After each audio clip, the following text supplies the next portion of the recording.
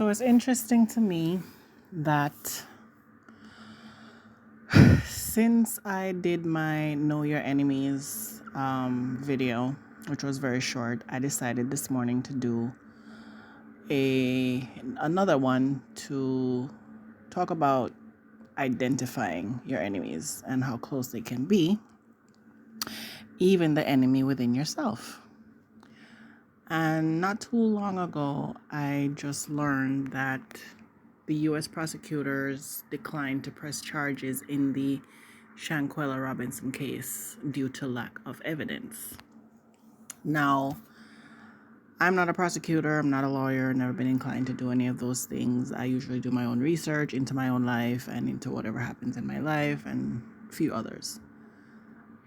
From what I know about the Shanquella Robinson situation, there was a video of her getting her behind beat. She was naked. There had been so many other stories coming out, and I kind of distanced myself from it because it actually prompted me to write my first blog, which I have yet to publish because there was so much in it. I'm trying to kind of downsize it somewhat, and I also wanted to. It's really the editing part of it was giving me a hard time. I wanted to take some stuff out, and then I was like, should I keep this? Should I leave that out? Is that too much? I am writing a book. This blog seems like a mini book or an ebook. I'm like, I don't want it to be that long. Should it be that long? It's like all those things about it. But that situation with Shanquella prompted me to write the blog. Now I can confidently go in and publish it, maybe just the way it is.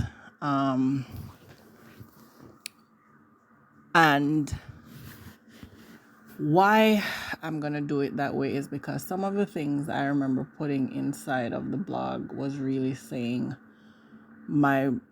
because of my boundaries, I don't have many friends. And I go over, I think it's like 11 things, 11, I would say, character traits in people that I don't allow in my space because of the issues they may cause. So those are my boundaries when it comes to having anybody, people, whatever in my life. And I was really writing a blog not only to highlight the story of Shanquella Robinson, because I just really introduced the blog based on her story and saying she motivated me to write the blog. But it really was about the nature of relationships and so-called friendships. Because a lot of times people are in friendships and they don't even know what a friendship looks like. I actually help both of my children navigate their friendships, and in doing so, I express to them what a friendship should look like. Because this younger generation, they have no clue. They're going around accepting all sorts of behaviors from their friends, and they think it's normal or it's natural or it's okay when it really isn't, when sometimes it's a ticking time bomb of a bigger issue just waiting to rear its ugly head and bring about something as unfortunate as what happened to Shanquella. Now, the fact that they say they don't have enough evidence leads me to think the video wasn't enough, or the video of her getting beaten, the fact that I think they said she had broken her neck maybe didn't come from the beating. I mean, I can't even begin to say why they're saying there's not enough evidence. Maybe she had underlying condition that could have been triggered or provoked by their actions, but it's not necessarily the cause. I think I've heard some stuff like something like that can happen. But again, I wouldn't know. And I don't know the details, unfortunately. But I really wanted to come on to emphasize the fact that we really need to be able to identify when a friend turns into an enemy. Because, like Bob Marley says, even your friend could be your worst enemy. Right? So, and I've seen relationships change in my life where we were close, or I thought we were close, or I thought they cared about me. And it turned into the opposite of that. And sometimes it takes weeks, months, years, decades to see the change. But if you are astute with your gut instincts, intuition, and discernment, oftentimes you could pick up some things. And again, that's another thing. A lot of us ignore our gut instinct, intuition, and have no discernment. And then when all of that compounds and we still go ahead and ignore our gut instinct, intuition, and discernment, then I'm sorry, most will disagree with what I'm about to say, but then judgment comes from God, the Creator, and says, well, you didn't listen. Here's your reward for playing stupid games. You win stupid prizes. I'm not calling Shanquella stupid. Let me just put that out there. What I am saying, though, is that a lot of people ignore the people in their lives and their behaviors. They, for whatever reason, whether they want to see the good in someone or they want to just have people in their lives, they have people who are like that, they can't be alone. So they'll just deal with what they think are idiosyncrasies or nuances of a person just to hang in there and maintain the friendship, even though it's one-sided, and it's clearly one-sided. Because I've listened to a lot of people. I listen to people that have friendships that go way back to even elementary school or high school, and they're like, she's always been this way. She's so selfish, and complain about the person being all the toxic traits that they have, and then yet they still maintain the friendship. Because that's just who she is. That's how she is. I've heard that so many times. That's who that person is. That's how they is. And they accept the toxicity and they accept whatever it may be about the person mistreating them and not recognizing that they have an enemy within their midst. And that's not the time to keep your enemies closer. Right? When you're willfully ignorant to the person being your enemy, that's not the time to keep them close, right? That's the time to open your eyes, recognize who they are, and be like, oh, okay, so this is how I'm going to have to navigate going forward. And you either keep your distance, you limit your interactions with them, you definitely don't go out of town with them or travel with them to a completely different country, and you don't tolerate bad behavior from anybody, disrespect from anybody. And even your parents, and I'll continue to say that, especially if you're an adult, you have to recognize at some point in time that your parents only carried you here. And if they didn't do the best job in taking care of you, and if they're not honoring you, you don't have to honor them. I'm not saying disrespect them. I'm saying honor yourself and have respect for self. Demand respect from them. And if you can't get it, you need to navigate different, move different, and find a space where you feel honored most of the time and don't let them tear you down, so to speak. But it's sad to me that this was the outcome. And I've only seen it so far on YouTube. I haven't even turned on my TV all day. But I trust these two YouTubers who've been following the Shanquella Robinson situation, that they are reporting the accuracy of the situation where there are no charges. They're not looking to prosecute. Now, some people are trying to say maybe because it happened in Mexico and it didn't happen here. I mean, this is 2023. People don't know that regardless of where you are in the world. As long as you're an American citizen, regardless of what soil it happens on, you can still get charged or you could still be prosecuted. It just depends. Depends on a lot of things.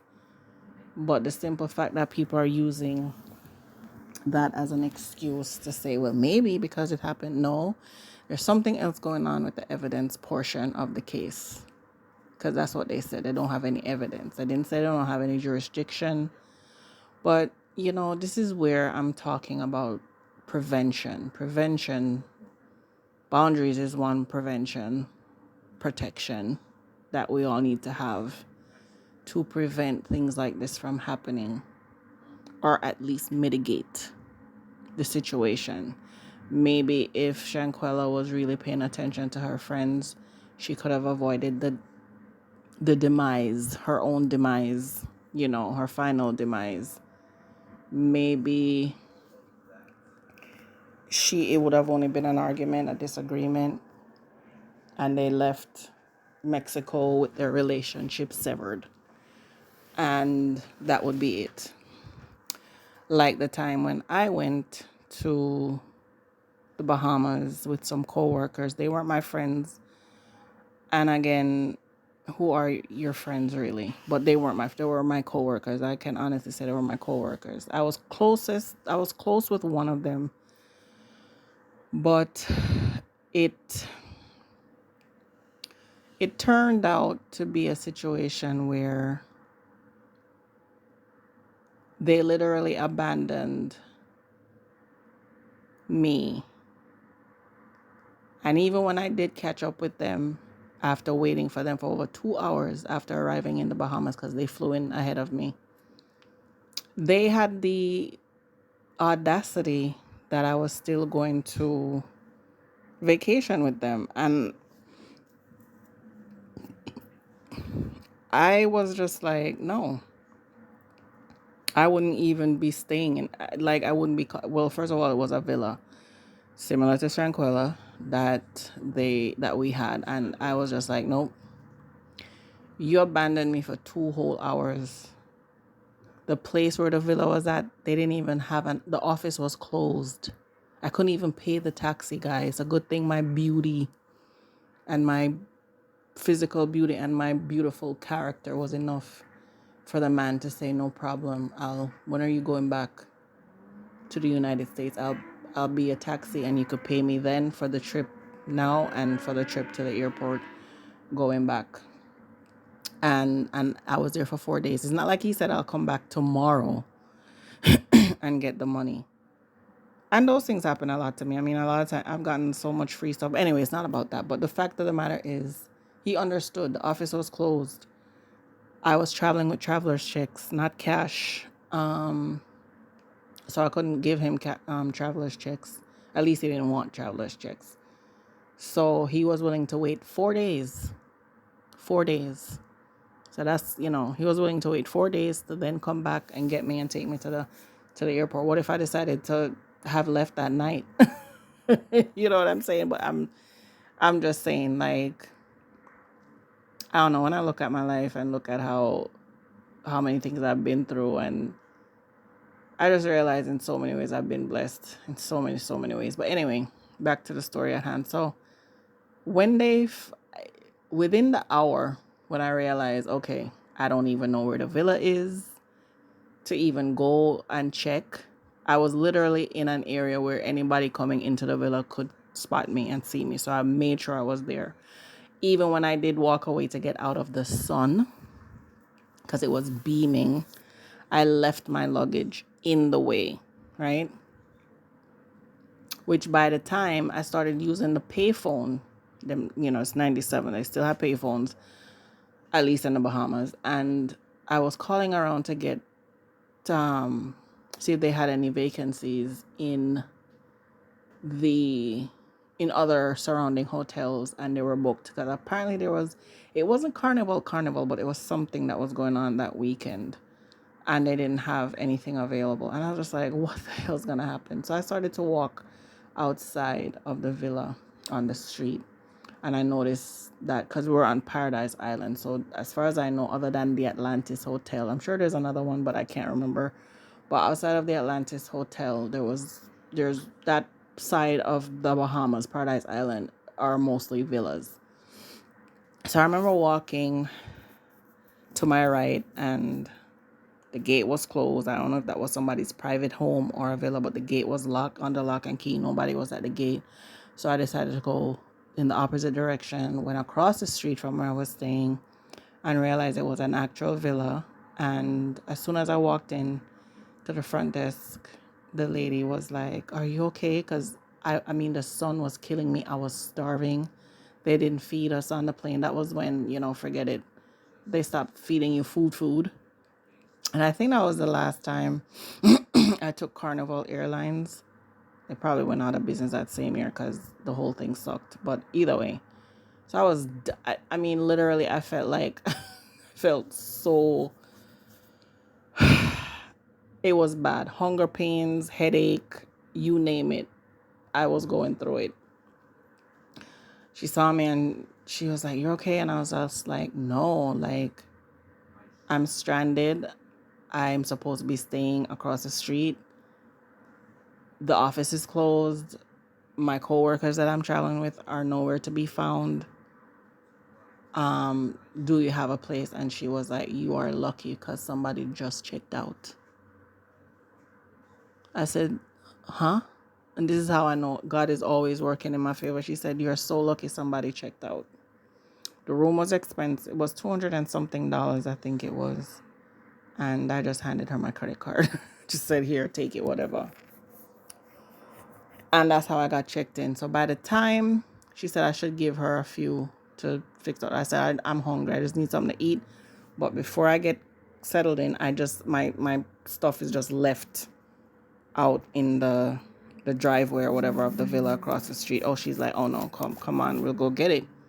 She sends me with the owner, which the owner was an Austrian man, older white man.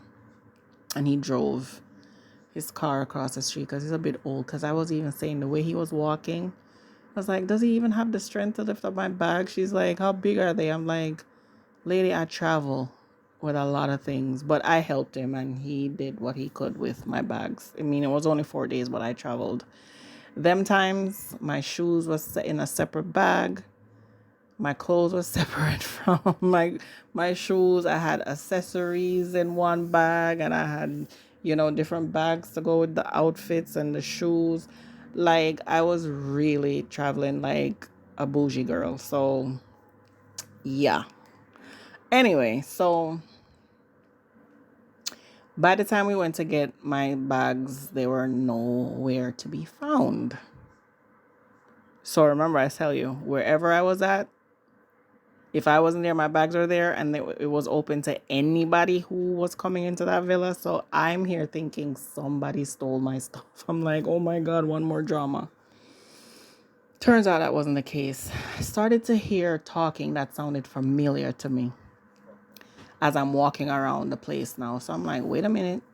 Why am I hearing familiar voices now? So I'm looking in one direction.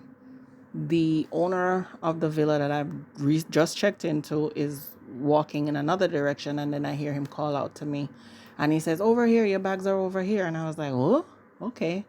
Went and found a villa, found my coworkers. Their hair was wet, bathing suits straps are showing under their clothes, and I basically was just like, "Wow." And I said, "Okay, where are my bags?" And they pointed to the room that they had already selected for me. Now, even before Housewives, okay? And by then I had not taken too many trips with coworkers or strangers. I usually go on family vacations. And even with family, we decide who's getting what room. So in my mind, I'm like, who do these coworkers think the hell I am? Boo the fool?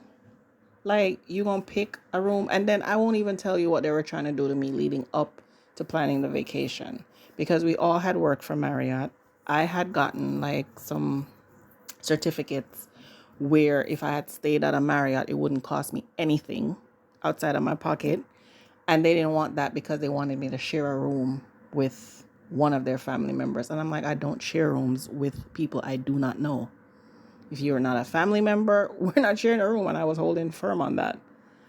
And I was 20, just so you know. I was 20 years old and I was putting my foot down and I was just like, no, that is not happening.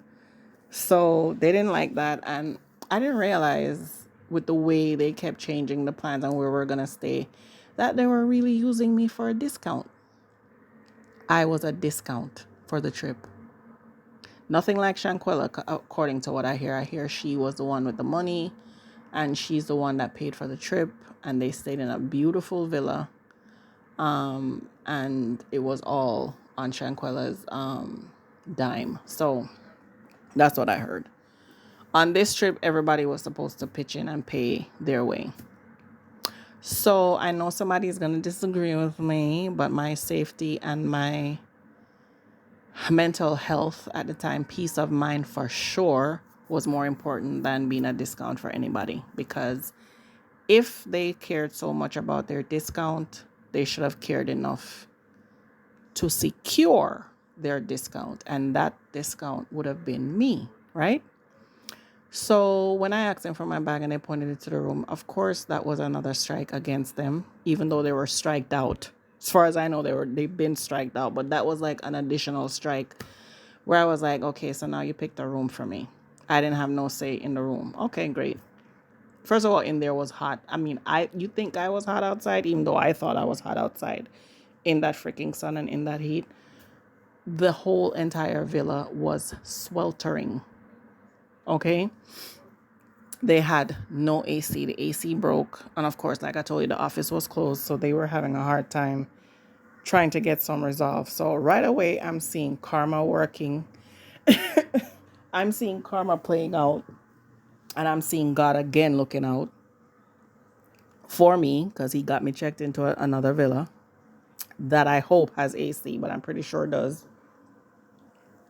Because that villa looks more legit than that particular one. That one kind of looked a little run down a bit. But either way, and it was the middle of the day when I got there. Kind of middle of the day. I guess some people say noon, but when I got there, it was like 2:33 o'clock. So why is the office closed? And it was a Saturday. It wasn't even a Sunday. Anyway, so they were struggling with that, and as soon as I located my bags, I just wheeled them out, handed them to the guy across the street, and he started putting them in his car. And I basically found my coworker that I was like trying to get her attention because she didn't realize, because they were all hot and miserable, which is probably why they went to the beach. Now that I think about it, at that time I wasn't thinking that's the reason why. But they never even said that. I came up with that just now. They never even said that to me. So I basically said to them, as my bags are being put in the car to go across the street, that I won't be staying here. And they were like, why? What happened? I said, what do you mean, why? What happened? I was here for over 2 hours. I'm hungry. I'm starving. I didn't even have water to drink. Nothing. Nobody stayed behind. I see all of y'all went to the beach. And I wasn't even trying to argue, but they were trying to argue with me, talking about, well, that's not fair. And you already committed to staying here. I said, committed to staying here. I said, well, since you care about yourself more than you care about me, you could figure it out, because I'm out. I'm gone. So they were like, what? Where are you going to stay? And how did you figure something out? And was this planned? And a whole bunch of stuff they were saying. And I was just like I said, I didn't even have the energy to argue with them. I said my piece. I said, one of you guys could have stayed behind. And now that I think about it, even when I said one of you guys could have stayed behind, nobody even said there was no AC. How were we supposed to stay in here? It was too hot. I didn't get none of that. I didn't get nothing. Nothing. I didn't get any of that. And I'm not going to lie, at the time I didn't think of it either, because, again, starving, heat, food deprived, safety deprived, whatever. There were some lizards running around there like mini friggin' dinosaurs called iguanas. And I'm deathly afraid of even the regular common sized lizard. So, no thank you. So I left while they figure out whatever they were figuring out. And yeah, no arguments. I didn't have the energy to argue with them. I left. And as the trip continued, I noticed I was on the side where the beach was. So they had to walk through where my villa was. And while I was at the pool sunbathing, I would see them walking through and they would just ignore me. They wouldn't say hello or hi. And I was fine with that because when I finally settled into the villa, the girl I was close to, the coworker I was close to, she called and she basically apologized and she felt some type of way. But she really felt like I had planned or I had booked the villa that I was staying at because they even know that things were hard. Like there were really no vacancies around. And I was like, were they even counting on that? So I said to her, I said, well, I got lucky. I got lucky, whether or not you or anybody else believes that, but I got lucky. And I really had to say that. I said nobody could, and nobody couldn't stay behind. I didn't know where we were. The office is closed. Like nobody thought about that. She had the nerve to say they weren't gone for long. They said they were gone for like 20 minutes. I said, excuse me? She said they were not gone for long and they went to get food and juice or something to drink. All I could do was just nod my head through the phone because I was just like, I guess we're on two different timetable or something because 20 minutes, ma'am. I said, so you really went okay. You went to get a dip at the beach, because I saw all of y'all with your wet bikinis, wet hair, and still had enough time to go grocery shopping and get everything within 20 minutes. She said, oh, maybe it could have been half an hour. Ma'am, seriously? So when I started to see the foolishness play out, I just said, well, guess what? It is what it is. Enjoy your trip. She was like, we could still get together if you want to. I said, nope, I already have plans going out, because the villa I was staying at, they basically had like their own tour guide, this guy. And he took us out to this exclusive nightclub called the Zoo, which was super expensive to get into, even though it didn't cost me a dime. But I was well taken care of. The universe, God came through and said, I got you. And trust me, she got me. Okay, Mother Earth got me. Mother Nature was like, I got you, boo. And I was good. Now, this doesn't always work out for a lot of people. And I don't think my coworkers, I don't know what their true intention was. I don't know if they would have hurt me any other way, but I know I was hurt enough at the start of the vacation. And I didn't want no parts of it. For the rest of the trip. It started out rocky and I was just like, I don't really like how this is going and I'm out. And that's how I am with a lot of things in life. It doesn't feel right, I'm out. Period. So it's unfortunate for Shanquella. I don't know if she was one of those people who ignored her gut instinct, her intuition, or her discernment. I don't know how those things played out in her life. But for anyone that is out there that is ignoring your gut instinct, intuition, and discernment, now is not the time. Now is not the time. And we should use this as an example that you don't allow things to just happen to you or take chances with your life when it comes to other people, because it could literally end your life. If you don't have boundaries or some kind of standard or expectation for your life, and how other people see you, treat you, you're in danger, girl or dude. And for anybody who thinks having boundaries and having standards and expectations is too much work, it's hard work. Okay, well, again, play stupid games, win stupid prizes. That's all I can say about that. Again, there's another facet when it comes to people, no longer being with us. And it's called divine intervention, if you want to call it that, or God saying, now's your time. So I see it happening twofold. A lot of times we could have taken the extra step to protect ourselves. And another time, God is saying, hey, it's time for you to come home. I don't know I don't know any other way to put it or any other way to phrase it, but all I'm saying is we have to be responsible, and God help those who help themselves. Okay, nobody's telling you to become Rambo or Arnold Schwarzenegger and walk around with an AK-47 or AR-15 to protect yourself. You just simply have to have certain boundaries, standards, and expectations that says, I'm not going to tolerate this. I'm not going to do this with you.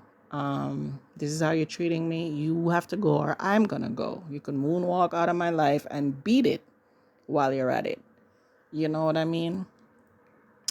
And that should just be the standard for everybody if you really want to protect yourself. And so this is where I'm going to leave it and just, I understand that not everyone follows the golden rule, which is treat others the way you would want to be treated. I get it. But that should also be a boundary, a standard, and an expectation. Those who don't follow the golden rule does not have any kind of say in your life or have room or space to be in your life. Period. That's it. That should be a natural boundary for everybody, a universal boundary, so to speak. The golden rule. Treat me the way you want to be treated. Anything less than that, adios. It's simple as that. I feel it for Shanquella's family. That seems as though no justice will be served. But I know there's other ways that justice can be served on a karmic level. And I don't know, sometimes people don't get to see it. Sometimes it doesn't happen in the timing that we want it to happen. But I don't know. All I know, those people that she was with did not treat her right. I mean, putting hands on her. I heard some jealousy and some snarky remarks before the fighting video happened. I don't know if it was before or after the fight. I think it maybe was. Who knows the timing of those videos or whatever that came out. But I heard some slick talk and, towards Shanquella from her so-called friends. And she was laughing and kikiing like she didn't take it seriously or she thought they were joking me. I mean, I felt the energy in some of whether it was conversations or I think it was one of them yelling to her or she was telling them, let's go in the pool or let's get naked or something like that. And they just had an attitude. They just was like, they didn't even seem like they wanted her there. Like the videos I saw. It's like Shanquella's spirit irritated their demons. It was weird. It was just weird, the whole dynamic of their friendship or whatever the hell that was, the group. And I've seen so many of that. I've seen so many people who claim to be friends and the synergy and it's off.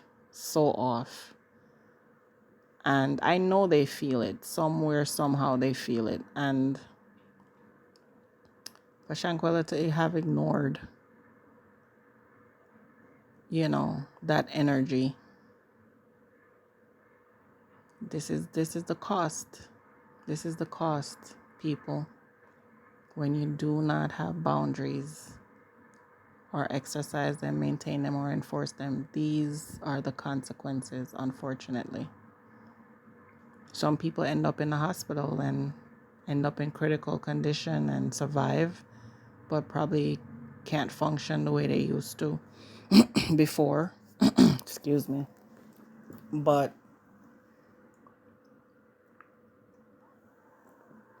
we just have to take better care of ourselves and pay attention to what's happening in our immediate surroundings, with these so-called friends we have in our lives. You know, this whole loyalty of sticking to somebody because you've known them for years is bullshit. You still need to have boundaries with people if I can have boundaries with my own parents who are responsible for bringing me forth through the blessing of the Creator. Hello. You can have boundaries with anybody. But again, you have some people who don't think you should have boundaries with your parents. So there you go. So if they can't have boundaries with their parents, they're not even thinking of having boundaries with anybody else. And again, like I said, I've been coming across comments where people are saying boundaries are too hard. That's too much work. So again, like I've commented to someone, I said, well, deal with whatever comes with not having boundaries, not exercising them or enforcing them and maintaining them. You have to deal with the consequences of that. That's just how life is. You don't go through this life without consequences. So people don't have to figure it out. And that's just how I see it. And that's really how it is, not just how I see it. That's the way it is. So thank you again. Please like, share, and subscribe to the channel and help me grow. And click the notification bell for further videos that I'm going to come out with in the near future. Thank you so much for listening, and you have a bright one. Take care. Bye.